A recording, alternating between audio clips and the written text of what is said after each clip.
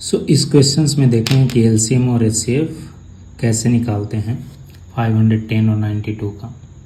तो एलसीएम निकालने के दो तरीके हैं, कॉमन डिवीजन मेथड और प्राइम फैक्टराइजेशन मेथड। एचसीएफ निकालने के दो तरीके हैं, लॉन्ग डिवीजन मेथड और प्राइम फैक्टराइजेशन मेथड।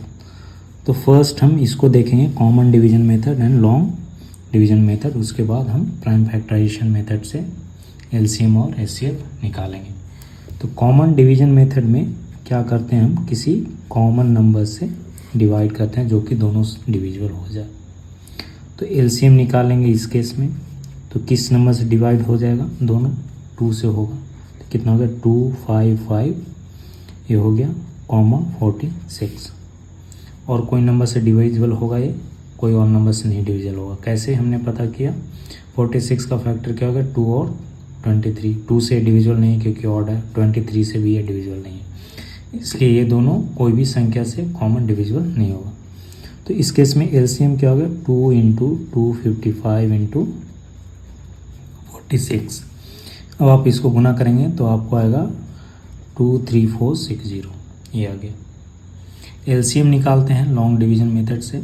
तो लॉन्ग डिवीजन मेथड में एलसीएम जब निकालते हैं तो छोटी संख्या से बड़ी संख्या में डिवाइड करते हैं।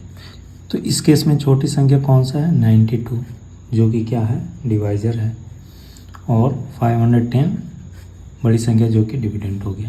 तो 92 से इसमें डिवाइड करेंगे तो कितना टाइम्स लगेगा 5 टाइम्स। तो ये हो गया 0 4 6, ये हो गया। मल्टीप्लाई करेंगे तो ये हो गया 0 और 5 माइनस कर दिया। तो अब 50 से कितना में डिवाइड करेंगे 92 में, 1 टाइम लगेगा 50, ये हो गया 42। रिमाइंडर 42 से फिर 50 में डिवाइड करेंगे 1 टाइम 42, 8 से फिर 42 में, ये हो गया 8, ये हो गया 5 टाइम्स लगेगा तो ये हो गया 40, ये 2 माइनस किया तो रिमाइंडर 2 से 8 में, तो 4 टाइम्स 8 कैंसिल हो गया। तो यहाँ पर एचसीएफ क्या आ गया, एचसीएफ आ गया 2 जो लास्ट में, जिससे कि ये डिविजिबल हो गया।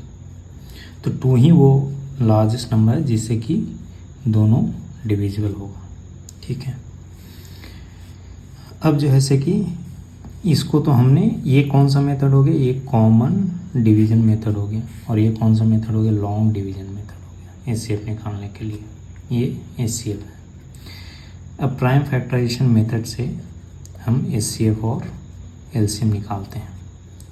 तो प्राइम फैक्टराइजेशन मेथड क्या होता है, सबसे पहले दिए हुए नंबर्स को हम फैक्टराइज करते हैं जिसमें कि सारे फैक्टर्स प्राइम नंबर्स हों, तो उसे हम प्राइम फैक्टराइजेशन कहेंगे। तो 92 का हम करेंगे तो उसके लिए हम डिवाइड करेंगे 2 से, ये हो गया 46, फिर 2 से 23, फिर 23 से ये हो गया 1, ठीक है। तो 92 का प्राइम फैक्टराइजेशन क्या हो 2 × 2 × 23। 1 यहाँ पर नहीं लिखेंगे क्योंकि 1 जैसे प्राइम नंबर्स नहीं होता है, और प्राइम फैक्टराइजेशन सारे फैक्टर्स क्या होते हैं प्राइम फैक्टर्स हो गए। तो ये हो गया आपका प्राइम फैक्टराइजेशन। उसी तरह 510 का प्राइम फैक्टराइजेशन करते हैं, 2 हो गया 2 5 5, फिर जैसे 5 से होगा तो कितना हो गया 5 1, फिर कितना हो गया 3 से हो गया तो ये हो गया 17, फिर 17 से हो गया 1, ठीक है। तो 510 का कितना प्राइम फैक्टराइजेशन हो गया 2 × 5 × 3 × 17। इसमें देख सकते हैं सारे फैक्टर्स प्राइम नंबर। अब जब भी हम एचसीएफ निकालेंगे तो एचसीएफ में जो कॉमन फैक्टर होता है उसके बदले 1 लिखते हैं। तो इसमें कॉमन फैक्टर क्या है, सिर्फ यही कॉमन फैक्टर है, कोई और फैक्टर है कॉमन नहीं। तो एचसीएफ कितना हो गया 2। यहाँ पर भी देख सकते हैं कि एचसीएफ हमारा 2 आया था।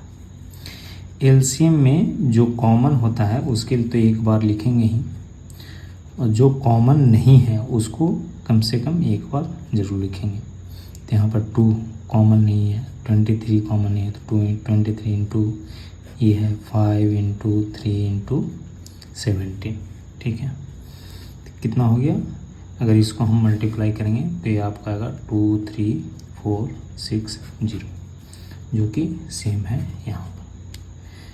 तो इस तरह से हम प्राइम फैक्टराइजेशन मेथड से भी हम एचसीएफ और एलसीएम निकाल सकते हैं, और एलसीएम एचसीएफ यहाँ पर common division method long division method से भी निकाला जा सकता है।